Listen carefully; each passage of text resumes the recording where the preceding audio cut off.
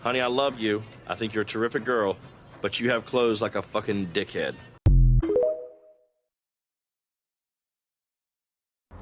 Please tell me my rap stage name.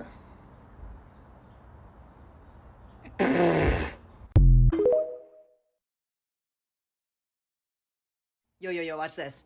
Hey, do you eat cats? Oh, yes. How did you know? Usually people can't tell. Is it because I'm standing near the closet? Right?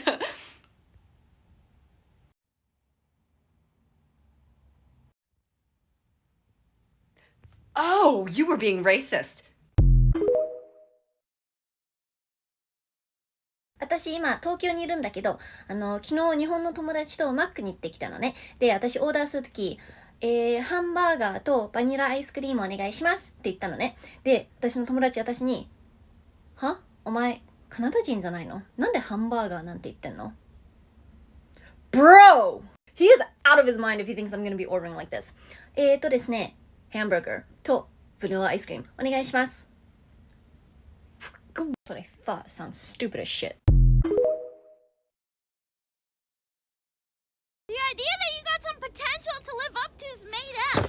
It's an illusion that's impossible to define, so just throw the whole thing out. Your value as a human is not, has never been, and will never be your productivity. Just because you might be able to do it all doesn't mean you should. Take a load off, cutie. You do not have to want what anybody else wants. All humans are wired differently, so stop worrying about what everybody else is doing. Nobody has the answers. We're all faking it. And you know, those are my reminders for today. Oh, I found another real-life Sims house in the wild. I think this is even worse than the last one. Now, we all built this design about 15 years ago. Take a look. And we've got another classic square floor plan with an auto-generated roof. As you can see, they went with a window, door, window, and, you know, 9-year-old me is loving that choice. It is in the middle of nowhere, right on a busy road, so they probably just plowed that down without thinking about it. You know, I wouldn't be too surprised if there wasn't a blurred-out, naked Sims taking a shower in there as we speak.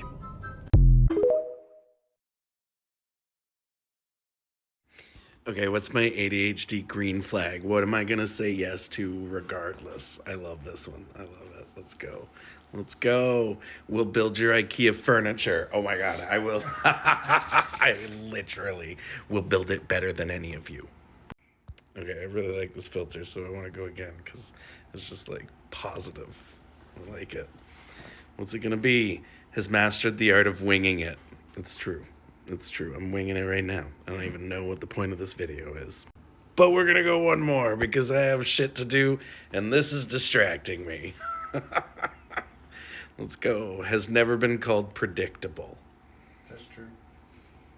There you go. I put the dick in predictable.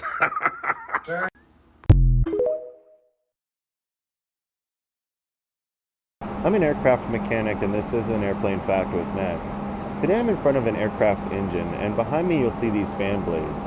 Something that makes these blades a little bit different than the blade carried by Aragorn in The Lord of the Rings is that these blades weren't actually forged by the dwarven smith Telkar in the first age and then carried by Elendil in the second age as he led the last alliance of elves and men against Sauron and the armies of Mordor until eventually he was slain by Sauron on the slopes of Mount Doom and his blade was broken, but then the shattered hilt of Narsil was picked up by his son Isildur and he used it to cut the ring from Sauron's hand, thus defeating him and diminishing his power until eventually the blade that was broken was reforged anew by the elven smiths of Rivendell into Anduril, the Flame of the West, which was then carried by Isildur's heir, Aragorn, as he led the armies of men against the might of Isengard and Mordor during the War for the Ring at the end of the Third Age of Middle-earth.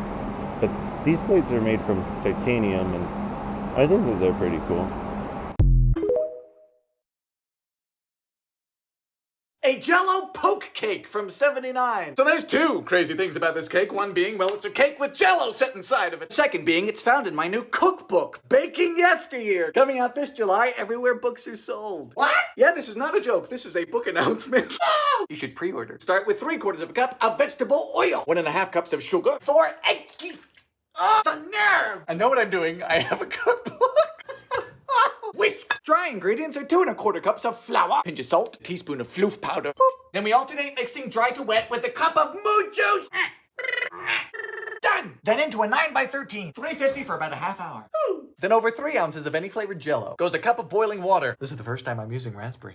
So it's been an hour and both of these have cooled down, so now we stab. But you never stabbed a cake before? Here we go. To the fridge. Good morning. Top with whipped cream. Oh, that's a darn good cake. Sailor's currently in the bucket. Oh no! Got caught in the act inside of the buckets? Are you inside of the buckets?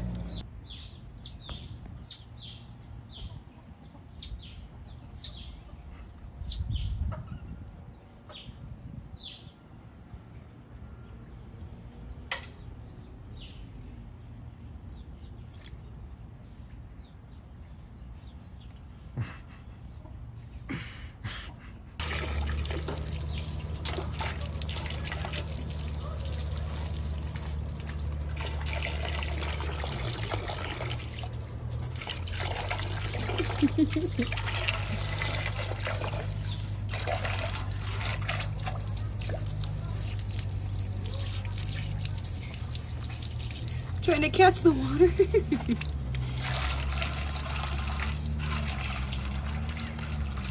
My love, can I please fill your bucket?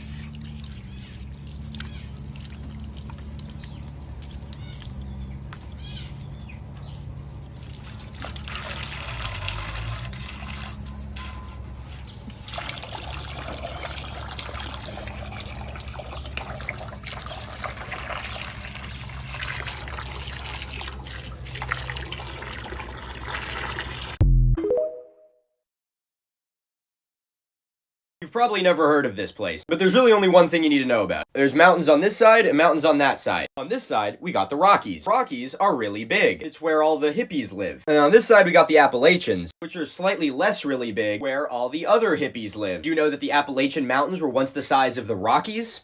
Yeah, probably. Too bad, because I'm going to tell you about it anyway. In geologic terms, the process of mountain building is called an orogeny. If you refer to a mountain range as an erogenous zone, you're never allowed to speak in this classroom ever again. Now, the orogeny that formed the Appalachian Mountains happened a really, really long time ago. The birth of the Appalachian Mountains was about 450 million years ago. Since I only have 90 seconds, I'm only going to talk about the biggest one. The African and European plate collided with North America about 300 million years ago, creating everyone's favorite supercontinent, Pangaea. This collision deformed the crust so much that it formed this, the Central Pangean Mountain Range, illustrated here in this hilarious map that for some reason has only the state of West Virginia on it. Now this mountain range would have been enormous, with estimates putting it between the height of the Rocky Mountains and the Himalayas. But like all good erogenous zones, it wasn't built to last. As the Atlantic Ocean rifted apart, the Pangean Mountain Range was left abandoned, and it stopped growing and slowly started eroding. This breakup was messy, and the European and African plates actually took some of the Appalachian Mountains with them, meaning that the mountains in Greenland, the Scottish Highlands, Caledonian Mountains, and the Little Atlas Mountains are all part of the Appalachian Mountain Range. So why are the Rockies so much bigger? Well, the orogeny that made the Rockies only happened about 70 million years ago, so they just haven't had as much time to erode. Well, Milo, that doesn't seem like all that long. Well, I hate to break it to you, but our tiny, itty-bitty, insignificant human lifespans are not nearly enough to comprehend the sheer magnitude of horror that takes place on this planet. Thanks for watching, and I'll see you next time. I have always had beef with this planet, so here's a list of things I don't like about Mercury. First off, it's not that hot. I feel like as the closest planet to the sun, it's Mercury's only job to just be really hot. But Venus is hotter because it has an atmosphere. Straight into a follow-up number 2, Mercury has ice. In the parts that aren't in the sun, it's actually really cold. It can get like negative 280 degrees Fahrenheit. It literally has ice. And I don't like that because what's its thing? You know, what's it known for? It should be being hot, but it's not. Next up, retrograde. I guess this is a thing I don't like about humans because Mercury's just orbiting the sun and we are blaming it for all of our problems. So I guess actually Mercury deserves better on that one. Next up, atmosphere. Mercury doesn't really have one. So standing on Mercury is like standing on the moon where you're really just standing in space. And it also doesn't protect Mercury from anything, which is like the point. This perfectly leads into the next point. Because it doesn't really have an atmosphere, there's no sound on Mercury. There's no air for sound to travel through. You could be standing next to me on Mercury, scream at me, I wouldn't hear a thing. Next up, Mercury's not really doing anything. For a long time, scientists thought it was geologically inactive, like literally not doing anything. That's not true. It is doing a little bit, but so little It's the bare minimum. Okay, here's the last one. Magnetic tornadoes? This happens when the sun's magnetic field connects to Mercury's magnetic field and they twist up into this giant magnetic tornado. And Mercury, come on, because this actually allows direct access for solar wind to go straight to Mercury and damage it. So I don't know. That's all. If you need me to find some things that I like about Mercury, I will. Let me know. When a film, TV show or piece of media features an archer for more than about 5 seconds, there's a reasonably good chance you're going to see them shooting multiple arrows at once. But how practical is this trope in real life? One of the shots that we see people do a lot, we see Aloy do this and we see Legolas do it, is one where you have both arrows, or more than both, pointed at the same target. So in this case, I'm going to put both my arrows on the bow like this, throw it back, and shoot. And when it's done at close range to finish off a target, it kind of makes sense. It's sort of like hitting with a shotgun blast. You're going to do more damage if more arrowheads go into the target. The other kind of shot that we see in fiction is one where each arrow goes to a different target. This is fiddly to set up, but it's possible.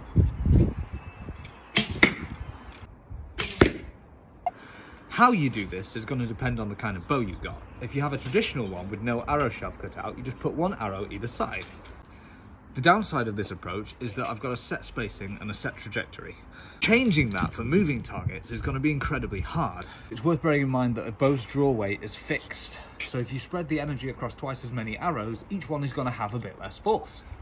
And if you need those arrows to have a lot of energy for penetration, it's not going to have the same effect. And the final consideration is these shots are a little bit slower to line up than a single target shot, because you've got to get both knots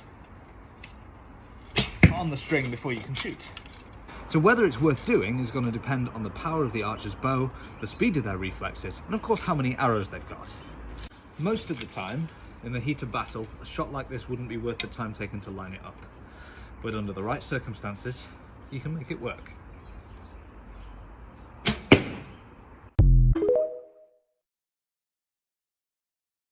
The dogs we're gonna get this week, here are my top 5. At number 5, we have a dog named Reese who protected their owner from a much larger Canadian dog.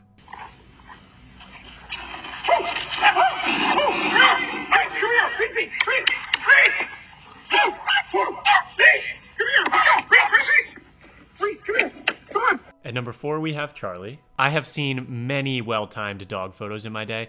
This one is up there. It's very possible he's just excited for Fall Out Boy's new album, but it seriously rivaled this dog on a spacewalk and this poor pup who is trapped and floating away. You may have seen our number 3 dog already. His name is Toby, and he is by far the most relatable pup of 2023.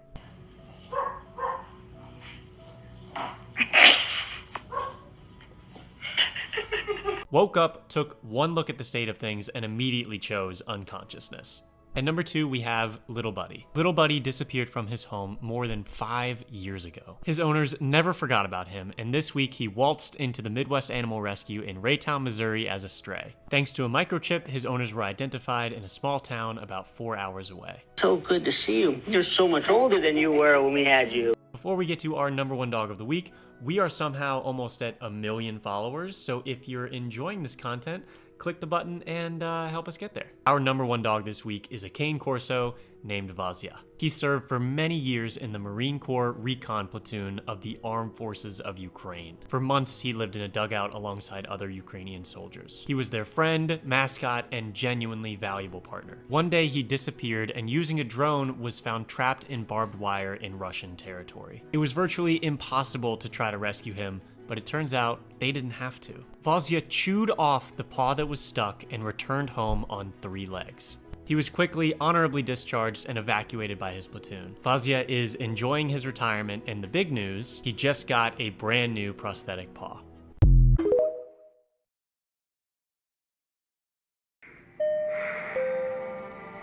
Hey, what's going on? This is, the end of life. Oh. Yeah. Am I dead? Yep. Oh. Should I be scared? No, this is a journey everyone faces. Are you God? I don't know. So what now? Well, your energy will scatter and it'll meet the others. Will I ever be a person again? I don't know. Does any of this matter? I don't know. Do you know anything?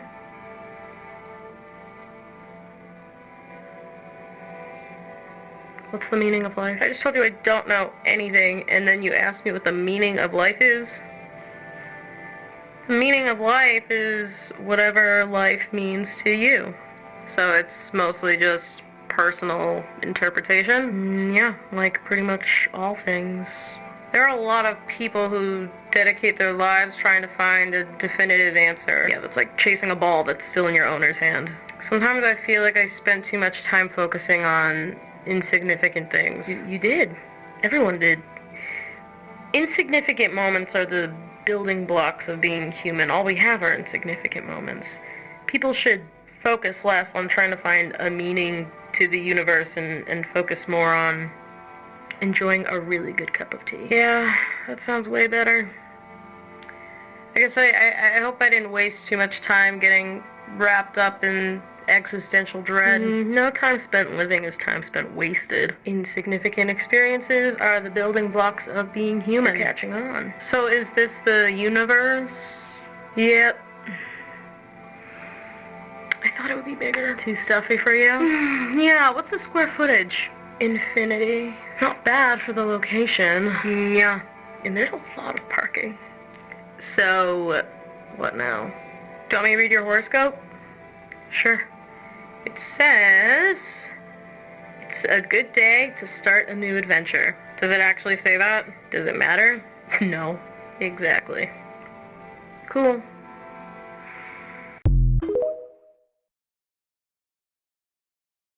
So I would not date a Republican. I would not knock boots with a Republican. And every time that I say that, Republicans get so irritated and they're like, well, that's so stupid. And it's like beyond the general points of just, I want to date someone whose morals and values agree with mine. I don't think that Republicans understand how embarrassing they are. Can I just explain to y'all, to demonstrate this, some experiences I've had with men that I've met in LA before I knew that they were Republican, like finance bros, right? Once we were walking to this bar and he stopped us dead in our tracks so that he could go on the street and thank every single fucking cop for their service, salute and all. Oh my God, y'all. Oh my, when I say I had a visceral reaction, I was like, I've got to go. People are looking at us. Like, stand up. That is so embarrassing. There was another time, this guy texted me and I just met him and he was like, so what do you want to do with your life? Like, what's your aspirations? And I was like, oh, I really want to be a public defender. And he was like, don't do it. And I was like, why? Thinking he would be normal and say like, oh, the hours are really difficult. No, he sends me paragraphs about his moral philosophy, about how, quote unquote, poor people do not deserve proper representation because they do not contribute to the economy, unlike rich people who should be allowed to get away with bad things because they do so much for the economy. Number one, I just met you. Why are you sending me paragraphs? Number two, that is so embarrassing. Like, do y'all get what I'm saying? Imagine dating a guy and he's like, babe, check out this video. It literally had me rolling. I was laughing so hard. And it's a 45-year-old man with a blue hair filter on being like, hi, my name is Emily and I use they, them pronoun. Imagine him laughing out loud to that video by himself. Oh my God, it makes me sweat. It gives me such a bad secondhand embarrassment. Imagine he's like really sad one day. He's like shaking, seething, crying of anger. And you're like, oh my God, what is wrong? And he's like, oh, there's a drag show in Nevada. Did you see what Libs of TikTok posted today? Imagine lighting a joint and he's like, well, Law and Order. Imagine trying to give him your coffee order and he says, let me guess, it's going to be a soy vegan frappuccino, am I right? I'm sorry? What did you just say? Imagine him being like, when Ben Shapiro said that walk was a medical condition, he was actually making a good point.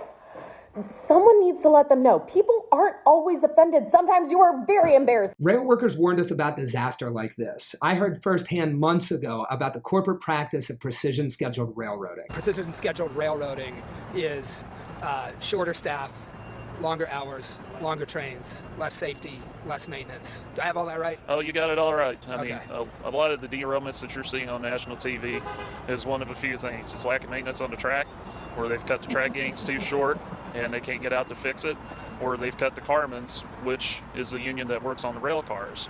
So we have one derailment here in Northeast Ohio where a wheel flange was very thin. It picked a switch and derailed the entire train. Luckily, it was full of candle wax and not something highly volatile. Rail workers tried to strike over this stuff, but were stopped by Congress. A few weeks later, and here we are. Several Norfolk Southern cars of toxic, highly volatile chemicals exploded fantastically in the tiny town of East Palestine, Ohio, 20 miles from where I grew up. So I met Clyde in East Palestine to ask him about it. Looks like a faulty bearing caused a catastrophic derailment. These railroads are turning profits hand over fist. They've cut their workforce to bare bones, and now they're paying the price for it because the wheels are falling off the train, basically. Carmen were inspecting cars about 3 minutes per car.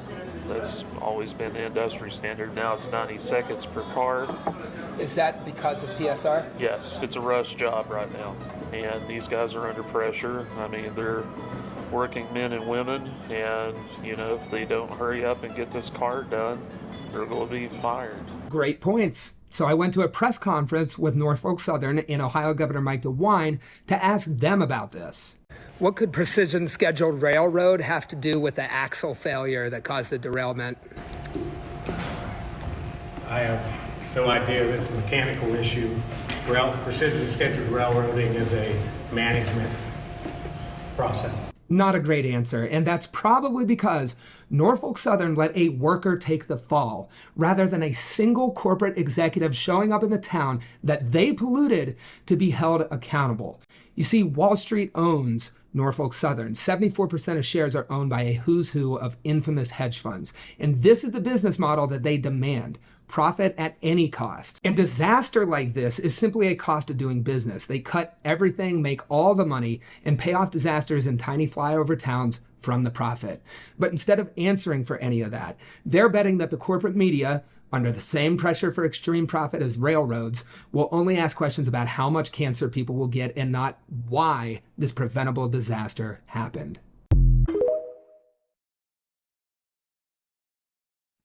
Y'all, can you guys tell me what age you were when you learned about York? Not New York. York, the slave that accompanied Lewis and Clark all the way to Oregon. I ain't gonna lie. I've known about him for a little while, but I didn't learn about him until the age of 30, and I am 33 now. Prepare to be mind blown. Now, if you were educated in the United States, then you've heard about Lewis and Clark, the two explorers that discovered the Pacific Ocean, the people that your teachers could not stop talking about. However, did you know that there were two people of color on their expedition who made it possible for them to arrive at their destination in one piece? So first and foremost, we have Sacagawea. She was actually a teenager. She was very young.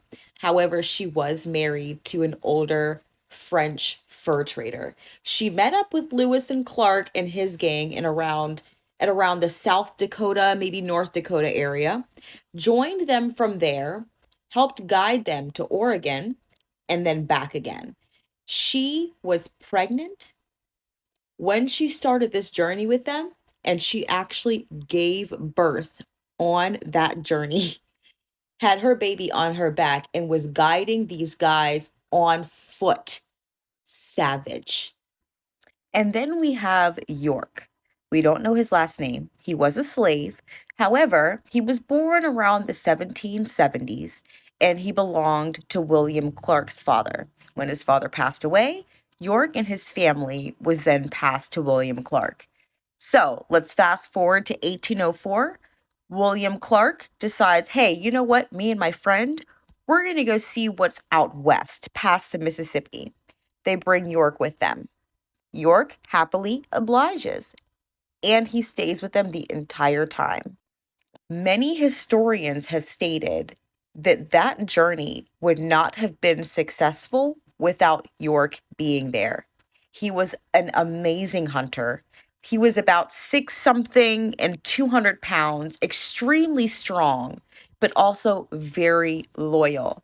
He put his all into this journey with the expectation that afterwards he could potentially be free. However, when the journey ended, York asked William Clark, "Hey, so I can be free now, right?" William Clark got upset, whipped him, and then sold him, guys. We have no idea what happened to him after that.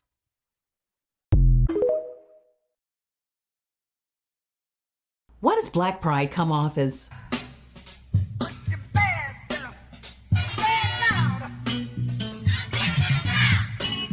but White Pride comes off as just a good old boy,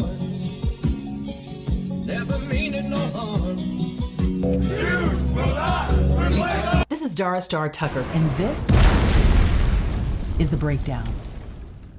Black and white pride come off very differently in the US because of the way that race and culture developed here. See, the concept of race is a colonial construct. It's a theory based on pseudoscience that was developed to create a hierarchy to group people by skin color. The theory of race falsely claims that people who come from sub-Saharan Africa are at the bottom of the pyramid in terms of intelligence, desirability, and overall worth. It made them subhuman. The lighter your skin was, the more valuable and entitled you were. It's all made up, since the concept of race is not attached to any legitimate biological or scientific truths. Race is not real. But racism is. Black people were brought to the United States in chains from countries all over the continent of Africa, like Nigeria, Ghana, the Congo, and the Ivory Coast, with their own unique ethnicities, traditions, and cultures. But when they hit U.S. shores, they were simply called Negroes, and their cultures were stripped away. The people with white skin who migrated from countries like England, Germany, the Netherlands, and Spain, Caucasians, brought their cultures with them. So colonial powers cut Black people off from the rest of American society. They weren't allowed to attend school, they had to develop their own worship services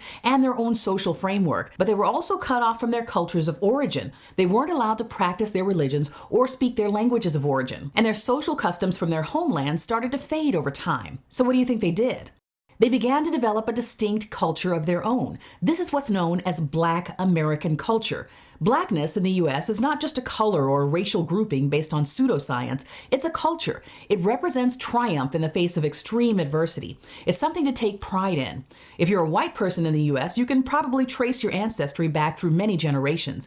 Descendants of enslaved people usually can't do this. Records generally were not kept of marriages of enslaved people if they were allowed to marry at all. It was illegal for them to learn how to read and write, so they weren't able to pass down any of their own family histories or customs. Southern pride can often be a stand-in for toxic masculinity, racism, and the fear of outsiders. So much of it was born of the need to marginalize, oppress, and harm non-white people that it can carry an earned stigma in the minds of so many people. And so much of mainstream American culture has descended into gross consumerism. Many Americans would be hard-pressed to define what their culture is outside of Walmart, Applebee's, and megachurches. In short, Black pride developed out of the need to overcome horrific circumstances. Black culture was born out of triumph in the face of isolation, hardship, and persecution.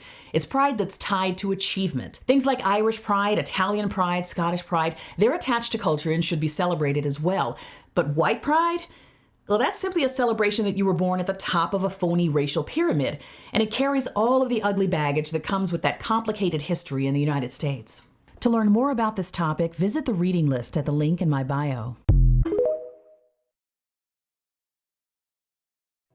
Black women you should have learned about in school, but you probably didn't because racism.